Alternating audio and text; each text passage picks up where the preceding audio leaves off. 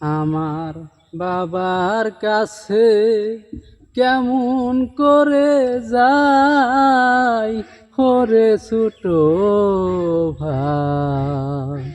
আমার বাবার কাছে কেমন করে যাই।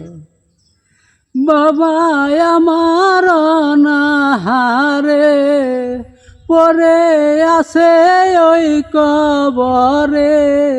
বাবা আমার অনাহারে পরে আছে ওই কবরে।